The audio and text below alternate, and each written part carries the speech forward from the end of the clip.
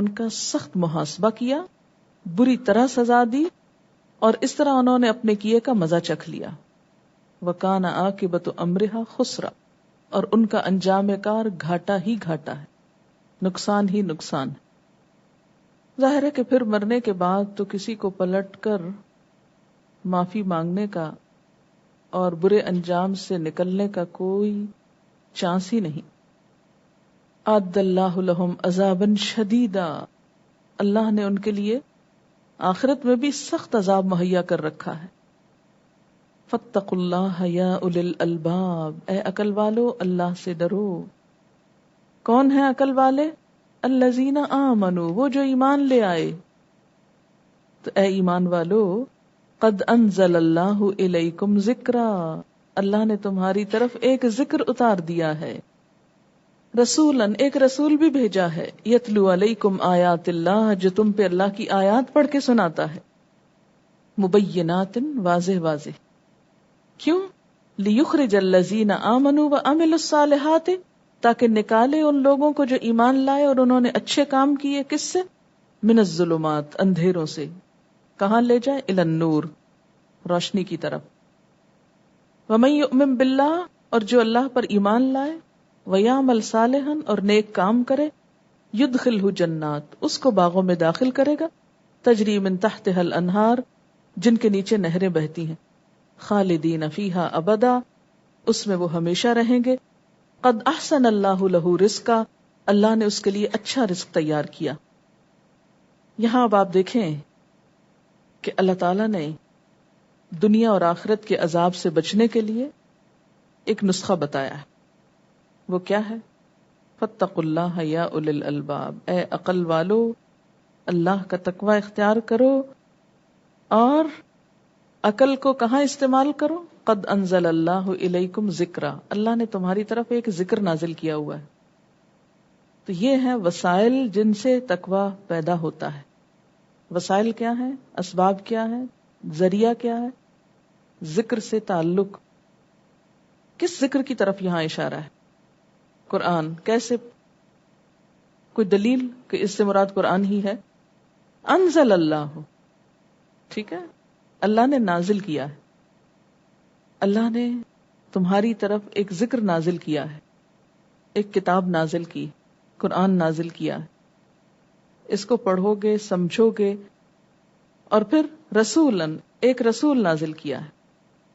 یتلو علیکم آیات اللہ، جو تم پر اللہ کی آیات پڑھ کے سناتا ہے. یعنی اس ذکر کو تمہارے سامنے واضح کرتا ہے. اور آیات کیسی ہیں؟ مبینات، جو اپنی بات بڑی اچھی طرح واضح کرتی.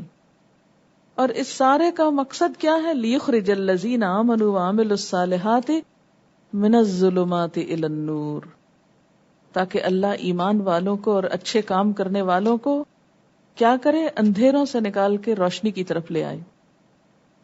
تو اندھیروں سے روشنی کا سفر دو چیزوں کے ساتھ ہوتا ہے. کون کون سی ہیں وہ؟ ذکرن، رسولن. ان دو چیزوں سے فائدہ اٹھانے کے لیے عقل چاہیے کہ انسان کے اندر تقوی پیدا کرتا ہے. جو اپنی عقل کو ان کاموں میں استعمال کرے گا اسی کے اندر تقوی پیدا ہوگا. جس کے اندر تقوی پیدا ہوگا وہی اندھیروں سے روشنی میں آئے گا. جس کو روشنی مل گئی اسی کے لیے ساری مشکلات آسان ہو جائیں گی. وہ دنیا کے اندر بھی فائدے میں ہے، وہ آخرت میں بھی فائدے میں رہے گا. ہر طرف فائدہ ہی فائدہ، اس کے بغیر نہیں. ان دو کے بغیر نہ تقوی پیدا ہو سکتا ہے، نہ اندھیروں سے انسان نکل سکتا ہے، اور نہ ہی اس کی خاندانی ازدواجی زندگی اچھی ہو سکتی ہے، اور نہ ہی اس کی دنیا کی زندگی اچھی، اور نہ پھر آخرت اچھی. اندھیروں میں بھٹکنے والے خود ہی کو نقصان دیتے رہتے ہیں. سیدھا سادہ نسخہ بتا دیا اللہ تعالیٰ نے. لیکن شیطان نے کیا سکھایا کہ ان دو کو پڑھ کے وہابی ہو جاؤ گے، اس لیے مت پڑھنا، ان سے نہ تعلق قائم کرنا. وَمَن يُؤْمِن بِاللَّهِ، اور جو اللہ پر ایمان لائے گا، وَيَعْمَلْ صَالِحًا، اور نیک کام کرے گا، يُدْخِلْهُ جنات، اس کو وہ جنتوں میں داخل کرے گا. تجری من تحتها الانہار، جن کے نیچے نہریں بہتی. خالدین فیہا ابدا، جن میں وہ ہمیشہ رہیں گے. قد احسن اللہ لہ رزقا، اللہ نے ایسے شخص کے لیے بہترین رزق رکھا. اللہ الذی خلق السبع سماوات، اللہ نے 7 آسمان پیدا کیے، ومن الارض، اور زمین میں سے بھی مثلہن، ان کی مانند، ہن سے مراد کیا ہے؟ سماوات، یعنی زمینیں بھی آسمانوں جتنی ہیں. اس کی وضاحت حدیث سے بھی ہوتی. حدیث میں آتا ہے، بخاری کی روایت ہے، جس نے ایک بالشت زمین بھی کسی کی ہتھیا لی تو قیامت کے دن اس زمین کا اتنا حصہ 7 زمینوں سے طوق بنا کر اس کے گلے میں ڈالا جائے گا. یعنی جس نے کسی کی ایک بالشت زمین زبردستی لے لی، قیامت کے دن 7 زمینوں کو اکٹھا کر کے ان کے بوجھ کو ایک طوق بنا کر اس کے گلے میں ڈال دیا جائے گا. آپ نے کبھی سالڈ گولڈ یا چاندی دیکھی؟ اتنے سے ٹکڑے کا وزن کتنا ہوتا ہے؟ بہت سارا ہوتا ہے. اچھا، پھر آپ دیکھیں کہ جب اس کا زیور بنتا ہے تو کتنا بن جاتا ہے؟ بہت سارا بن جاتا ہے. یعنی آپ یوں سمجھیں کہ 1 کلو چاندی بعض اوقات اتنے سے اس بلاک میں آ جائے گی. اچھا، یہ لوہے کا کلو کا باٹ کتنا ہوتا ہے بتائیے؟ کتنا سا ہوتا ہے؟ اتنا سا ہوتا ہے. 2 کلو کا ذرا سا اس سے بڑا ہوتا ہے. دیکھنے میں کچھ بھی نہیں لگتا، جب آپ اٹھاتے ہیں تو اتنا ہیوی ہوتا ہے. اور ہو سکتا ہے کہ آپ کا ایک دیگچا جو ہے وہ لوہے کا، وہ یا ایک کڑائی جو ہے وہ 2 کلو کی بنی ہو تو وہ اتنی پھیلی بھی ہوتی. تو بالکل اسی طرح قیامت کے دن 7 زمینوں کو کنڈنس کر کے بس ایک ایسے طوق میں بنا دیا جائے گا کہ جو اس شخص کے گلے میں ڈال دیا جائے، وہ اتنا ہیوی ہوگا کہ اس کی وجہ سے وہ موو نہ کر سکے گا، ادھر ادھر ہل بھی نہ سکے گا.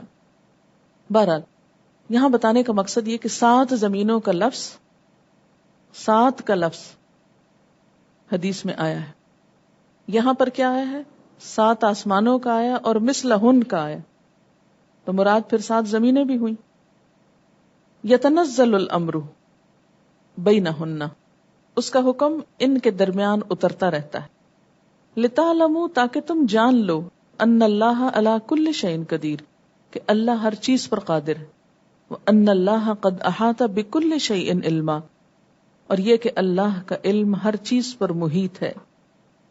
جدید تحقیقات میں بھی ایک بات سامنے آئی ہے کہ رانڈ کارپوریشن نے، امریکہ کی، فلکی مشاہدات سے اندازہ لگایا ہے کہ زمین جس کہکشاں میں واقع ہے، صرف اسی کے اندر تقریباً 60 کروڑ سیارے ایسے پائے جاتے ہیں جن کے طبعی حالات، نیچرل ان کی جو کنڈیشن ہے، وہ ہماری زمین سے بہت کچھ ملتی جلتی، اور ہو سکتا ہے کہ ان کے اندر بھی لائف ہو، جاندار مخلوق ہو، لیکن اصل حقیقت اللہ ہی جانتا ہے.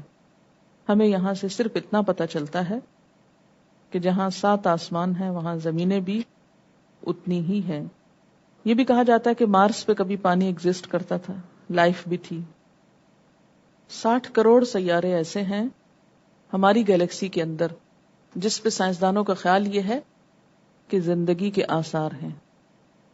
ان آیات میں جہاں ذکر کی بات ہوئی، رسول کی بات ہوئی، پھر اس کے بعد ایمان اور عمل صالح کی بات ہوئی. صرف اتنا کافی نہیں کہ ذکر ہم نے ہاتھ میں اٹھا لیا، رسول کو ہم مانتے ہیں اور آگے جو چیز چاہے اب کریں. وآخر دعوانا ان الحمد للہ رب العالمین. سبحانک اللہم وبحمدک نشہد ان لا الہ الا انت نستغفرک ونتوب الیک. السلام علیکم ورحمۃ اللہ وبرکاتہ.